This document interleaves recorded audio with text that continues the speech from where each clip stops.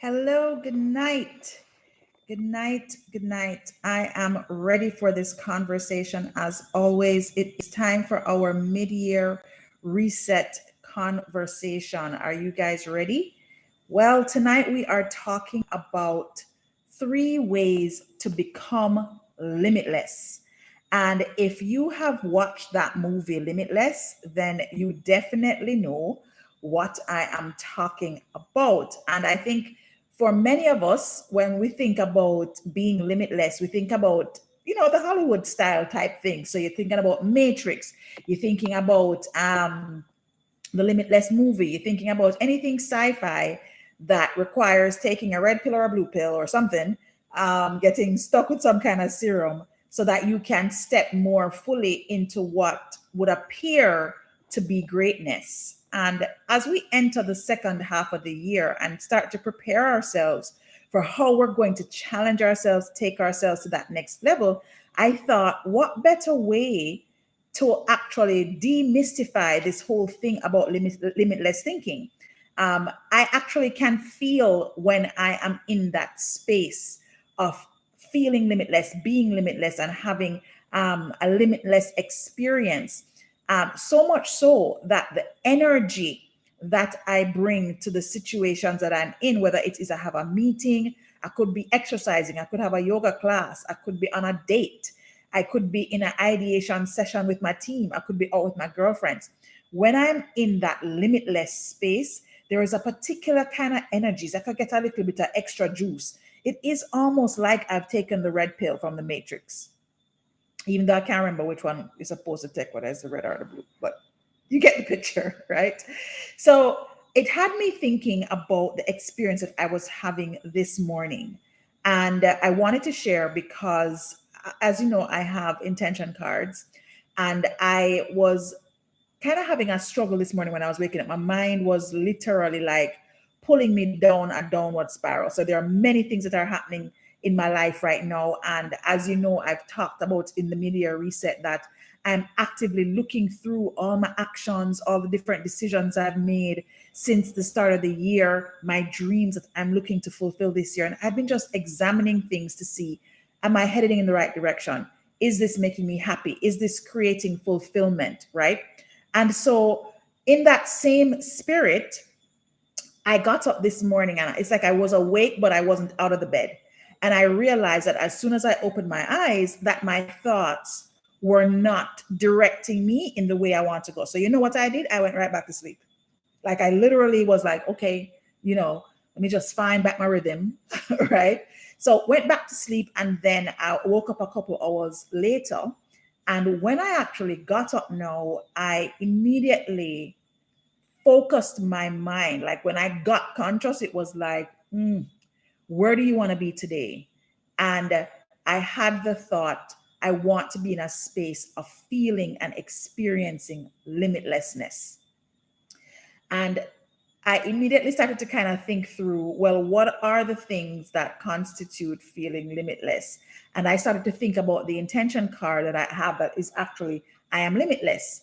And on the card, it talks about being, having a fertile playground, that your mind is a fertile playground. And if you watched the movie Limitless, right, what tended to happen is whenever he would take this pill, you would just see like the brain cells firing off, and he would have, extraordinary sight. It's like every single thing was just uber focused, and he could go after anything and do it. He could start anything and complete it in what it seemed like record time. If he wanted to travel, he would find a way to get to the destination. And I think a lot of us sometimes feel like, well, we have to be able to take something in order for us to get to that energy level, in order for us to step into this space of having limitless capabilities and limitless capacity to create the life that we want.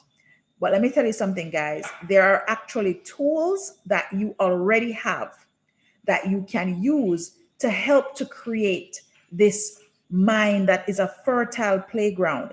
And it's a fertile playground that is abundant with new ideas. So you have new ideas, you have abundant thoughts, and just different ways that you can express yourself that are ultimately going to get you closer to living the life you deserve, right? So tonight, I'm sharing 3 ways that you can become limitless and actually practice this on your own over and over until you figure out what exactly works for you. So the first one is actually really, really straightforward, which I think is actually interesting because when you look at most of these sci-fi movies, this is what you kind of see any of the gurus do. Like, let's say that they're preparing for a battle or something. They seem to find some way to learn about it, whether it's speed reading or consuming a whole bunch of books. They go to some mountain to visit some guru. But what they're actually doing is they're embracing learning. And so for many of us, we spend a whole heap of time on the feed, on Netflix, which, truth be told, there isn't anything wrong with spending time there. But if that's all you're doing, then you are not expanding your mind. You are not feeding your mind anything that's going to create that fertile playground. And so then what ends up happening is that the curiosity that you need to have and the thirst for knowledge that you need to have that is actually going to enable that limitless capability and capacity, you're not feeding that. So you want to engage in different activities that challenge you intellectually, whether it's reading books, you're taking courses, having meaningful conversations with other people, but just ensuring that you're doing things to expand your knowledge and just not just sitting with the status quo, and expecting things to just, fall into your lap, right? So that's the first thing. The first way to become limitless is to embrace continuous learning. Embrace that learning, embrace that mental expansion, because ultimately that's what's going to help to build up the capability piece. Okay.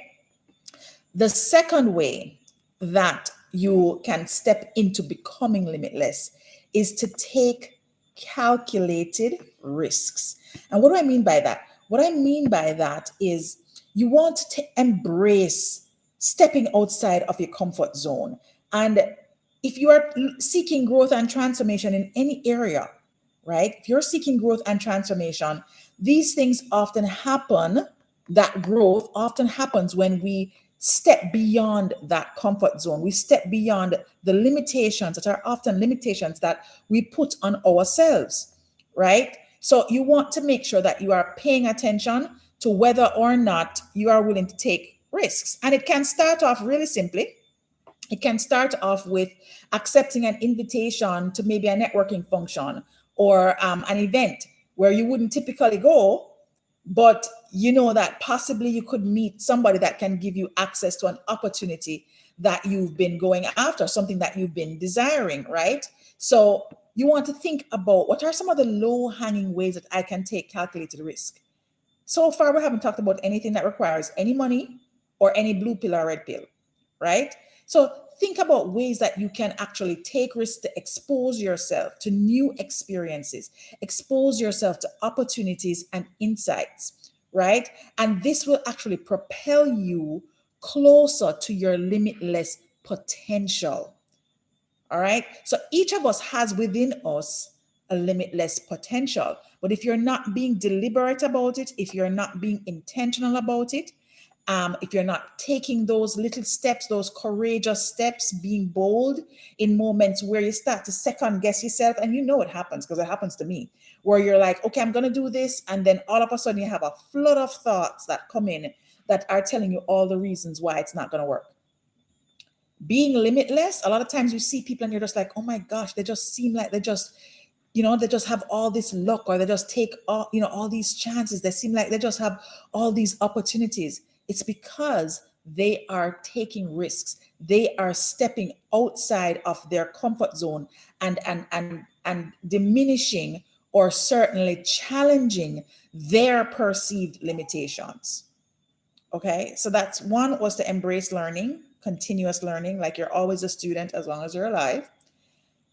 Taking calculated risks is number 2. And then number 3, in terms of the ways that you can become limitless, is to surround yourself with empowering people. Now, I know that you're probably thinking, oh my gosh, they talk about this all the time. Birds of a feather flock together. Your net worth is equal to your network, etc., etc. You've heard it said many different ways. But take it from me, I'm here to tell you, as somebody that went from, even though I may seem like I am an extrovert, somebody that went from being somewhat of an introvert and just more focused on having like family around and just a very few small number of girlfriends, to actually surrounding myself with people who inspire and uplift me. So this is not just the virtual mentors that you may have, like your Oprahs or whatever it is. This is now actual persons who are there to actually support you on your specific journey. Right. Even this evening, like I had an event this evening. I'm speaking at an event tomorrow, a conference. I'm speaking at a conference tomorrow. And they had the opening ceremony this evening. And I had actually reached out. I had actually reached out to someone that I know, because his sister is in a line of business that I'm interested in. And I was like, hey, can you connect me with your sister? Share her contact information because I would love to actually connect with her. So I met with him way before, and he gave me her contact information. I had not actually called her as yet.